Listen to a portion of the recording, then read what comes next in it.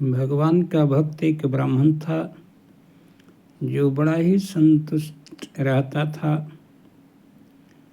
जो कुछ भिक्षा में मिल जाता उसी से संतुष्ट होकर भगवान का नाम लेता और गृहस्थ धर्म का पालन करता।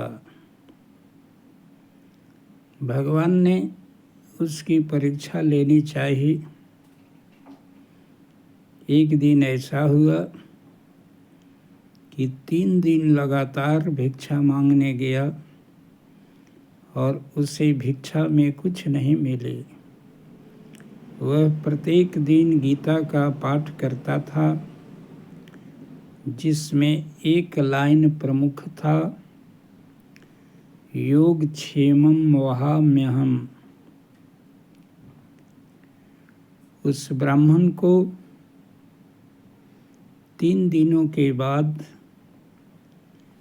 उस लाइन पर अब विश्वास हो गया और उसने काला अक्षर से उस लाइन पर अंडरलाइन कर दिया, लाइन खींच दिया कि यह वाक्य जो है गलत है। क्योंकि यदि भगवान भक्त के योग और क्षेम की रक्षा करते तो मैं 3 दिन से भूखा हूँ, मुझे जरूर भिक्षा मिलती और इस तरह से मैं 3 दिनों से भूखा नहीं रहता और मांगना छोड़ करके घर में ही पड़ा रहा।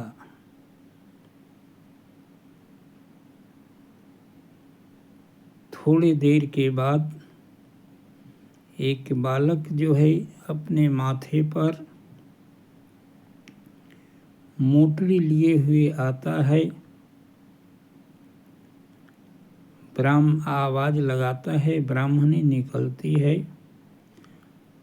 बालक बड़ा ही सुंदर था और कहता है कि लीजिए, मैं गुरु जी का चेला हूँ। वे 3 दिनों से कुछ खाए नहीं हैं, उन्हीं के परिवार के लिए मैं राशन पानी लेकर आया हूँ।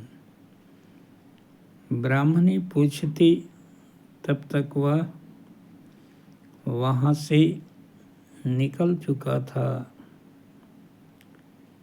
जब ब्राह्मणी खाना बनाने लगती है, सुगंध आने लगती है।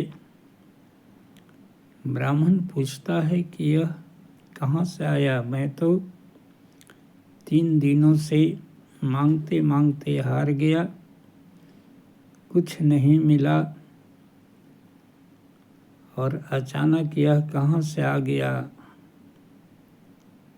ब्राह्मणी कहती है, मुझे पता नहीं, कोई आप ही का शिष्य आया था, बालक था जो देखने में बड़ा ही सुंदर था और कहा कि गुरु जी 3 दिन से परेशान हैं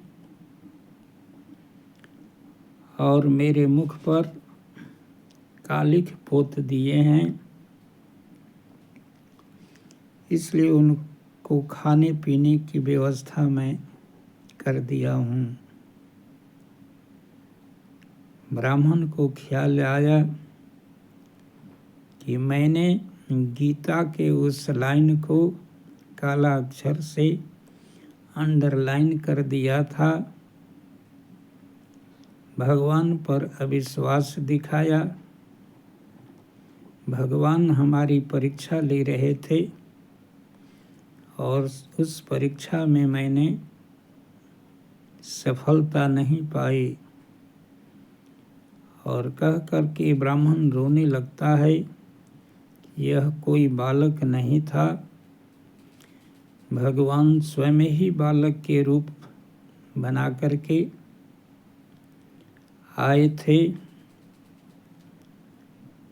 और यह सब व्यवस्था करके गए हैं, इसलिए उस ब्राह्मण का फिर से भगवान पर भरोसा जम गया।